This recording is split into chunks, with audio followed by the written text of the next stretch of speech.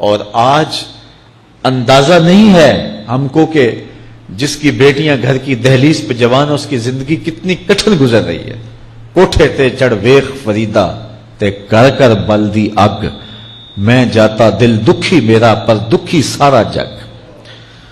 تو پورا معاشرہ اس وقت اس اذیت سے، اس کڑن سے گزر رہا ہے کہ بیٹیاں جوان ہیں اور رشتے نہیں مل رہے، اور پھر اگر رشتے مل رہے ہیں تو بیٹے والوں کے نخرے ہی بڑے عجیب ہیں.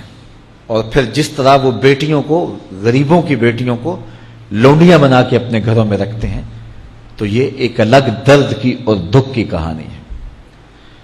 میرے پاس لوگ آتے ہیں، دعا کیجئے، کاروبار نہیں ہے، معاشی بحران ہے، مالی پریشانیاں ہیں، بچے کے امتحان سر پہ ہیں، بہت سارے مسائل لے کر لوگ آتے ہیں.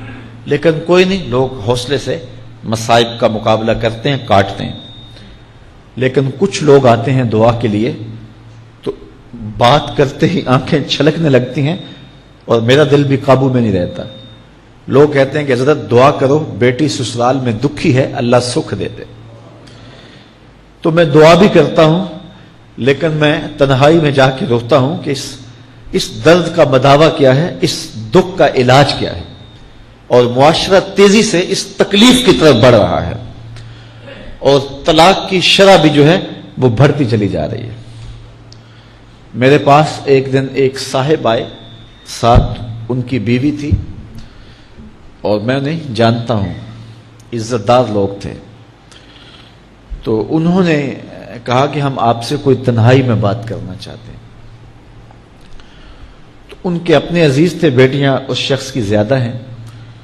اپنے عزیزوں میں شادی کر دی تو اس وقت انہوں نے طے کر لیا کہ کوئی بات نہیں، ہم جہیز نہیں لیتے.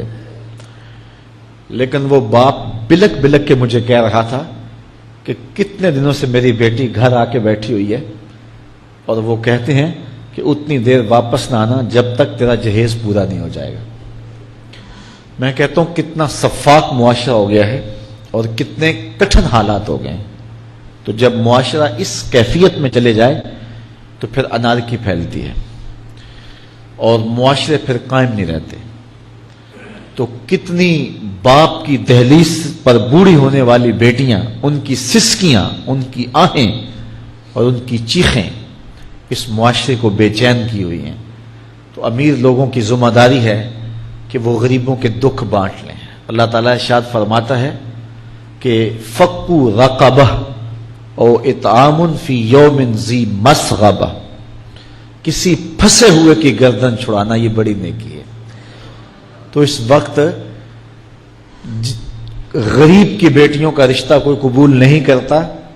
اگر کوئی نوجوان اور اگر کوئی سرمایہ دار غریبوں کی بیٹیاں قبول کر لے تو یہ اس کی مہربانی ہوگی.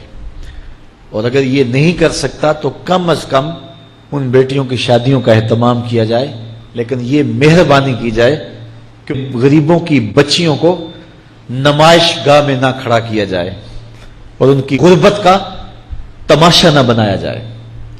رات کی تنہائی میں ان کے ماں باپ کی خدمت کی جائے تاکہ وہ اپنی بیٹیوں کو عزت سے اٹھا سکیں. میرے حضور نے ارشاد فرمایا وَرَجُلٌ تَصَدَّقَ بِصَدَقَةٍ فَأَخْفَاهَا حَتَّى لَا تَعْلَمَ شِمَالُهُ مَا تُنْفِقُ يَمِينُهُ، جس شخص نے تنہائی میں خیرات کی کہ دائیں ہاتھ نے جو خرچ کیا بائیں کو پتہ بھی نہ چلا، قیامت کے دن جب کوئی سایہ نہیں ہوگا اللہ اس شخص کو اپنے عرش کا ٹھنڈا سایہ عطا فرمائے.